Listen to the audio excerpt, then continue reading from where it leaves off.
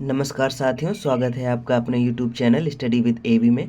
साथियों, हम आज सामाजिक अध्ययन के अंतर्गत 30 अति महत्वपूर्ण प्रश्नों का अभ्यास करेंगे जो आपकी आगामी एग्ज़ाम्स जो आने वाले हैं वो चाहे सीटेट का हो या टेट का हो या एसएससी, रेलवे, पुलिस, किसी भी तरह का एग्ज़ाम्स हो जिसमें भी आपकी जीएस आती है उसमें आपके लिए बहुत ही हेल्पफुल ये 30 अति महत्वपूर्ण प्रश्न होंगे। तो साथियों, शुरू करते हैं आज का अभ्यास।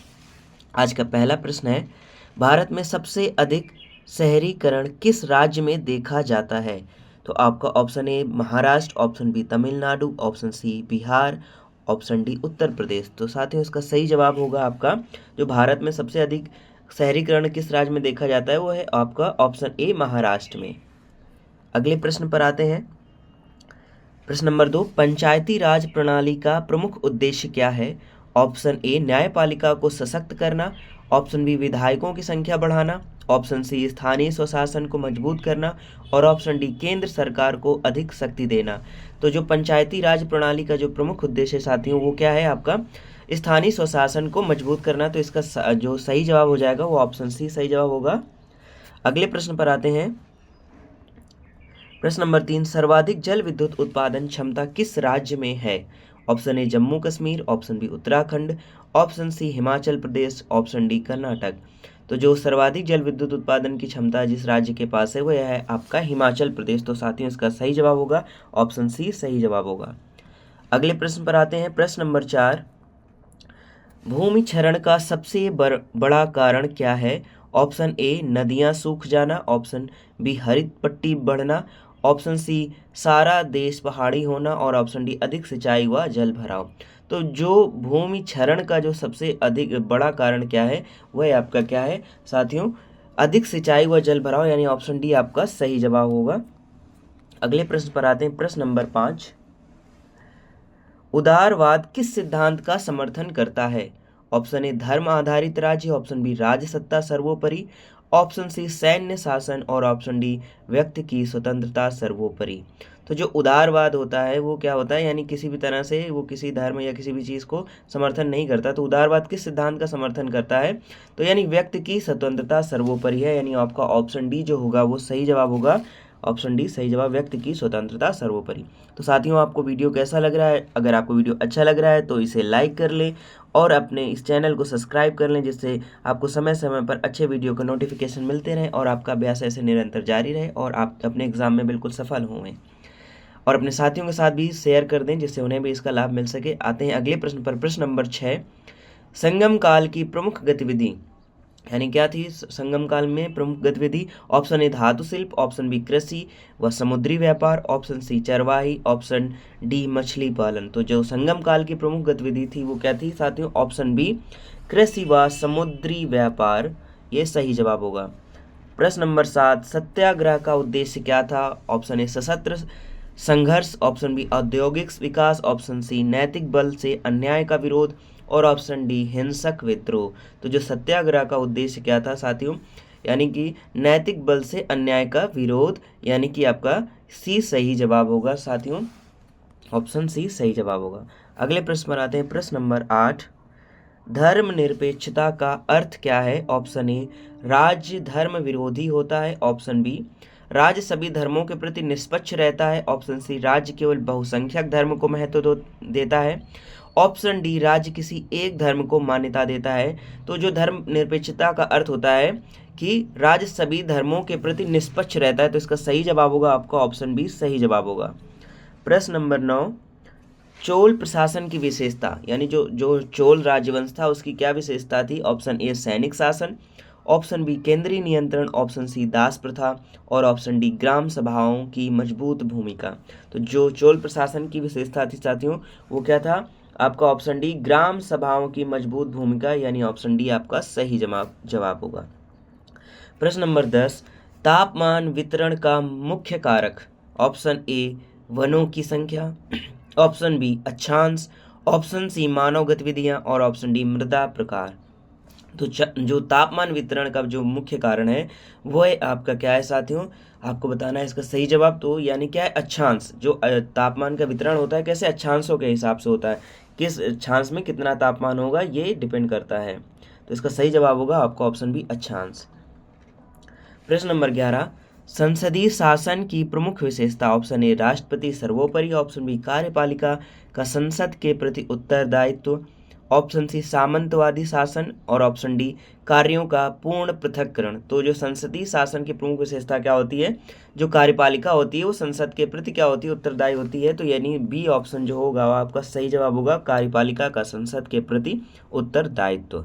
अगले प्रश्न पर आते हैं साथियों। आपका अगला प्रश्न 12 नंबर, धौलावीरा कहाँ विकसित हुई थी। ऑप्शन ए उत्तर प्रदेश का मेरठ क्षेत्र, ऑप्शन बी राजस्थान का नागौर क्षेत्र, ऑप्शन सी हरियाणा का करनाल क्षेत्र और ऑप्शन डी गुजरात का कच्छ क्षेत्र। तो इसका आपको सही जवाब बताना है साथियों कि जो धौलावीरा कहाँ विकसित हुई थी, तो यह विकसित हुई थी गुजरात के कच्छ क्षेत्र में, यानी ऑप्शन डी आपका सही जवाब होगा। अगले प्रश्न पर आते हैं। प्रश्न नंबर 13, क्वेश्चन आर का उद्देश्य क्या है। तो ऑप्शन है आपका विपक्ष को हटाना, ऑप्शन बी सदस्यों को विश्राम देना, ऑप्शन सी सरकार की जवाबदेही सुनिश्चित करना और ऑप्शन डी नए कानून बनाना। तो जो क्वेश्चन आर का उद्देश्य होता है वो क्या है, सरकार की जवाबदेही को सुनिश्चित करना, यानी इसका सही जवाब होगा आपका ऑप्शन सी। प्रश्न नंबर 14 पर आते हैं। गणतंत्रों की विशेषता, यानी आपको बताना है गणतंत्रों की विशेषता क्या होती है। ऑप्शन ए साम्राज्यवादी विस्तार, ऑप्शन बी वंशानुगत शासन और ऑप्शन सी जनसभा आधारित निर्णय और ऑप्शन डी कठोर कर व्यवस्था। तो जो गणतंत्रों की विशेषता होती है वो क्या होती है, जनसभा आधारित निर्णय, यानी ऑप्शन सी आपका इसका सही जवाब होगा। प्रश्न नंबर 15 पर आते हैं। औद्योगिक क्रांति का प्रभाव। ऑप्शन ए भारत कच्चे माल का आपूर्तिकर्ता बना, ऑप्शन बी कृषि का पूर्ण नाश, ऑप्शन सी भारत कृषि व्यापार बना और ऑप्शन डी भारत में उद्योग बढ़े। तो क्या हुआ, इसका औद्योगिक क्रांति का जो सबसे अधिक प्रभाव पड़ा वो क्या हुआ, भारत कच्चे माल का आपूर्तिकर्ता बना। यानी यहाँ पे जब औद्योगिक क्रांति हुई तो उस समय भारत में सबसे ज़्यादा कच्चे माल का निर्यातक बना। तो ऑप्शन ए आपका सही जवाब होगा। अगले प्रश्न पर आते हैं। प्रश्न नंबर 16, एकता प्रणाली का उद्देश्य। आपको बताना है एकता प्रणाली का उद्देश्य क्या था। ऑप्शन ए विदेशी व्यापार बढ़ाना, ऑप्शन बी जमीन बेचना और ऑप्शन सी सेना स्थायी करना और ऑप्शन डी अधिकारियों को वेतन भूमि राजस्व से देना। तो जो इसका एकता प्रणाली का प्रमुख उद्देश्य था क्या था कि जो अधिकारियों का जो वेतन होगा वो भूमि राजस्व से दिया जाएगा। तो ऑप्शन डी इसका सही जवाब होगा।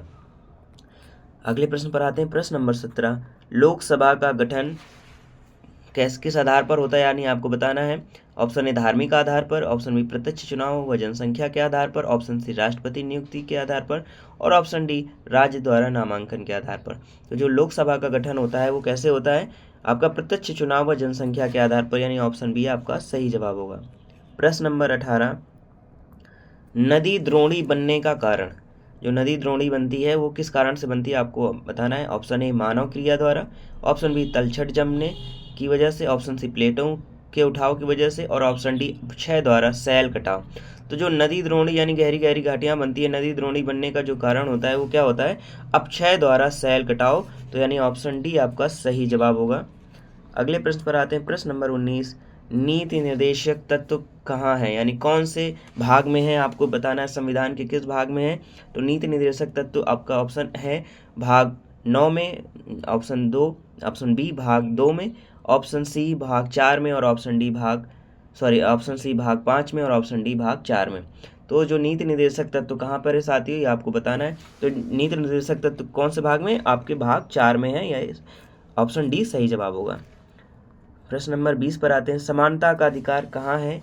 ऑप्शन ए अनुच्छेद 1912, ऑप्शन बी अनुच्छेद 25 से 28, ऑप्शन सी अनुच्छेद 14 से 18 और ऑप्शन डी अनुच्छेद 32 से 35। जो समानता का अधिकार है वो साथियों कौन से अनुच्छेद में आता है, आपका 14 से 18, यानी आपका ऑप्शन सी सही जवाब होगा 14 से 18। प्रश्न नंबर 21, आर्थिक नियोजन का उद्देश्य क्या है आपको बताना है। ऑप्शन ए केवल कृषि बढ़ाना, ऑप्शन बी समग्र विकास व संसाधनों का वितरण, ऑप्शन सी सैन्य खर्च बढ़ाना और ऑप्शन डी केवल उद्योग बढ़ाना। तो जो आर्थिक नियोजन का उद्देश्य है वो साथियों क्या है, समग्र विकास व संसाधनों का वितरण करना, यही आर्थिक नियोजन का प्रमुख उद्देश्य है। तो ऑप्शन बी सही जवाब होगा। प्रश्न नंबर 22, अशोक का धम्म का क्या महत्व है आपको बताना है। अशोक के धम्म महत्व। तो ऑप्शन ए कर वसूली बढ़ाना, ऑप्शन बी नैतिक सामाजिक आचरण बढ़ाना और ऑप्शन सी सैन्य विस्तार, ऑप्शन डी व्यापार मार्ग बढ़ाना।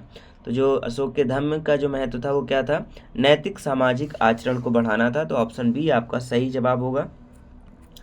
प्रश्न नंबर 23, जल संसाधन दोहन का परिणाम क्या होता है, आपको बताना है। ऑप्शन ए झीलें बनना, ऑप्शन बी नदियों की संख्या बढ़ना, ऑप्शन सी भूजल स्तर गिरना और ऑप्शन डी वर्षा बढ़ना। तो जल संसाधन का जो दोहन का जो परिणाम है वो क्या हो जाता है, आपका भूजल स्तर गिर जाता है। तो आपका ऑप्शन सी सही जवाब होगा, भूजल स्तर गिरना। अगले प्रश्न पर आते हैं। प्रश्न नंबर 24, जलवायु परिवर्तन का कृषि पर प्रभाव। ऑप्शन ए कोई प्रभाव नहीं पड़ता, ऑप्शन बी सूखा बाढ़ बढ़ेगी, ऑप्शन सी फसलें पूरे वर्ष बढ़ेंगी और ऑप्शन डी उपज स्थिर होगी। तो जलवायु परिवर्तन का जो कृषि पर प्रभाव पड़ता है वो क्या होता है, आपको बताना है। तो क्या होता है, सूखा और बाढ़ बढ़ जाती है। तो यानी सूखा बाढ़ बढ़ेगी, यही ऑप्शन बी आपका सही जवाब होगा। प्रश्न नंबर 25, भारतीय मानसून की विशेषता क्या है। ऑप्शन ए साल भर वर्षा करता है, ऑप्शन बी नियमित वर्षा करता है और ऑप्शन सी अनियमितता व क्षेत्रीय भिन्नता के हिसाब से वर्षा होती है, ऑप्शन डी एक क्षेत्र में वर्षा। तो भारतीय मानसून कैसा होता है, अनियमित होता है और क्षेत्र की भिन्नता पर डिपेंड करता है। तो इसका सही जवाब होगा अनियमितता व क्षेत्रीय भिन्नता होती है भारतीय मानसून में। तो ऑप्शन सी सही जवाब होगा। प्रश्न नंबर 26, हरित क्रांति का प्रभाव क्या पड़ा, आपको बताना है। ऑप्शन ए किसानों की संख्या कम, ऑप्शन बी खेती समाप्त, ऑप्शन सी उपज में वृद्धि व असमानता बढ़ी और ऑप्शन डी शहरीकरण रुक गया। तो जो हरित क्रांति का जो प्रभाव पड़ा वो आपको बताना है। तो क्या हुआ, उपज में तो वृद्धि हुई लेकिन सामाजिक स्तर पे असमानता बढ़ी। तो आपका ऑप्शन सी होगा, वो सही जवाब होगा, उपज में वृद्धि व असमानता बढ़ी। प्रश्न नंबर 27, न्यायपालिका की स्वतंत्रता किससे। ऑप्शन ए आपको बताना है, न्यायपालिका की स्वतंत्रता किससे है। ऑप्शन ए राजनीतिक दल से, ऑप्शन बी प्रधानमंत्री नियुक्ति से, ऑप्शन सी न्यायाधीशों की सुरक्षा व स्वतंत्र कार्यकाल से और ऑप्शन डी संसद नियंत्रण से। तो जो कार्यपालिका की स्वतंत्रता किससे है वो आपका क्या, न्यायाधीशों की सुरक्षा व स्वतंत्र कार्यकाल। तो ऑप्शन सी आपका क्या होगा, सही जवाब होगा। अगले प्रश्न पर आते हैं। प्रश्न नंबर 28, साथियों आपको वीडियो कैसा लग रहा है। अगर वीडियो अच्छा लग रहा हो तो इसको लाइक जरूर कर दिया करिए और साथ में कमेंट बॉक्स में जरूर बता दिया करिए कैसा लगता है और चैनल को भी सब्सक्राइब कर लें जिससे समय समय पर आपको अच्छे वीडियो के नोटिफिकेशन मिल सकें और बेल आइकन को प्रेस कर लें और अपने जो भी तैयारी करने वाले साथी उनके साथ भी वीडियो को शेयर करें जिससे ज़्यादा से ज़्यादा लोगों को इसका बेनिफिट मिल सके। आते हैं आज के प्रश्न नंबर 28 पर। हिमालय का निर्माण, ऑप्शन ए अपक्षय, ऑप्शन बी प्लेटों का अभिसरण और ऑप्शन सी अवसाद निक्षेपण और ऑप्शन डी ज्वालामुखी विस्फोट। तो हिमालय का निर्माण कैसे हुआ ये आपको बताना है। तो जो हिमालय का निर्माण हुआ किस हिसाब से हुआ ये आपको बताना है। तो इसका सही जवाब होगा जो प्लेटों का अभिसरण हुआ, यानी आपस में जो प्लेटों का टकराव होता है, जो पृथ्वी के नीचे जो टेक्टोनिक्स प्लेटें होती हैं उनके आपस में टकराव की वजह से हिमालय पर्वत का निर्माण हुआ। तो यानी इसका सही जवाब होगा ऑप्शन बी प्लेटों का अभिसरण, यानी उसके खिसकाव की वजह से।